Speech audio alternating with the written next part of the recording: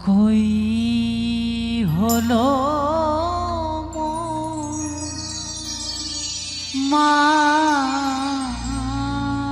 মাছ ধরা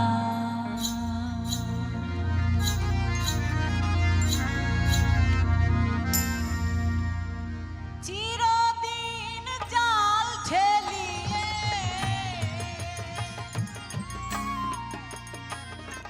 আরে চিরদিন জাল ঠেলিয়ে হলাম কেবল বলহারায় আমি হলাম কেবল বলহারা কই হলো মোর মাছ ধরা গুরু কই হলো মোর মাছ ধরা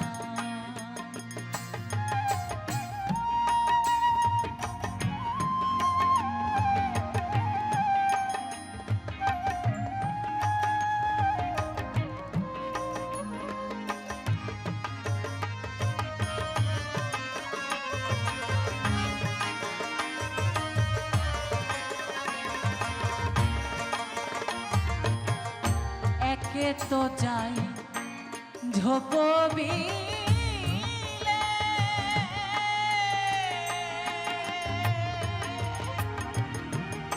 তাতে তো মোর ঠেলা জালে পড়লো শামুকের ভাড়া দয়াল পড়লো শামুকের ভাড়া আবার জগনা চিনে তবু সেই মাছ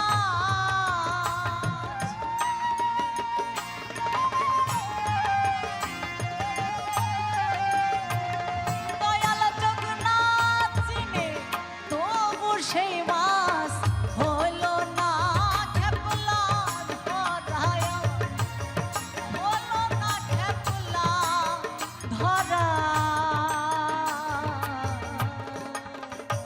গুরু কই হলো মোর মাছ ধরা গুরু কই হলো মোর মাছ ধরা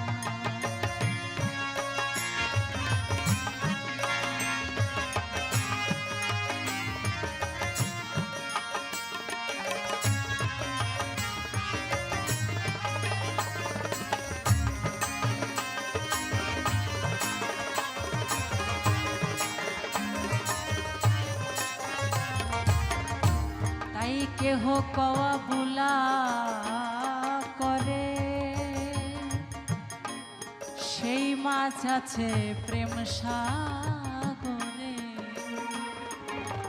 কেহ কওয়া বুলা করে সেই মাছ আছে প্রেম সাগরে সেই নদীর হয় ধারা দয়াল সেই নদীর হয় ধারা আমি ধরতে গেলাম সেই নদীতে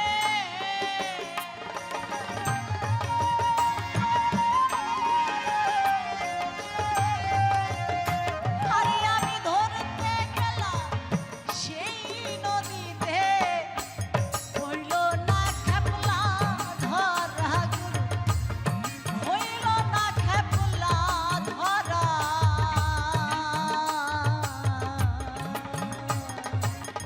কই হলো মোর মাছ ধরা গুরু কই হলো মোর মাছ ধরা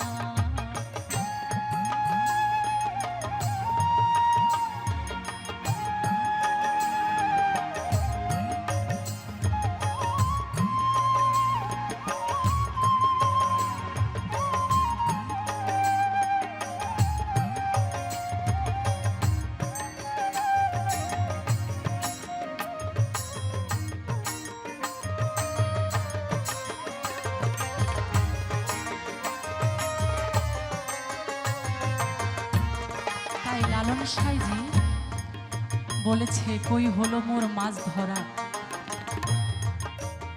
সাধারণ অর্থে আমরা যে পুকুর থেকে মাছ ধরি, এই মাছ ধরার কথা কিন্তু বলা হয়নি। আল্লাহ পাক আমাদের দেহের মধ্যে তার সকল কিছু নিপুণভাবে সাজিয়ে গুছিয়ে আমাদের 16 আনা বোঝাই করে দিয়ে আমাদের এই পৃথিবীতে পাঠিয়েছেন, এই ভবে পাঠিয়েছেন। এই মাছ যদি কোনো রসিক সুজন হয়, যদি ধরা যেতে পারে, তবেই কিন্তু তার মুক্তি হবে। তাই কেহ কওয়া ভুলা করে, দয়াল আমার সেই মাছ আছে প্রেম সাগরে। তাই এই মাছ প্রেমের মাছ বলেছে, কেউ যদি এই মাছ ধরতে যাও তবে সেই প্রেমের সাগরে তোমাকে ডুব দিতে হবে। যারা রসিক সুজন তারা মাছ ধরে চলে আসবে, আর যারা বেরসিক হবে তাদের ওই জলেতেই মরণ হবে, আর উঠে আসার শক্তি হবে না। তাই বলছে, ধরতে গেলাম সেই নদীতে, আমার হলো না খেপলা ধরা, আমি সেই মাছ আর ধরতে পারলাম না। তাই লালন সাইজি বলেছেন, যে জন বারু ভালো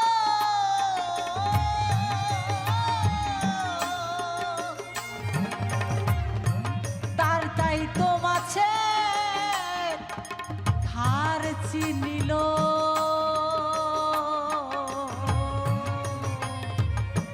তার যাত্রা শুভ হলো, দেখো তার যাত্রা শুভ হলো। আবার যে জন বারু ভালো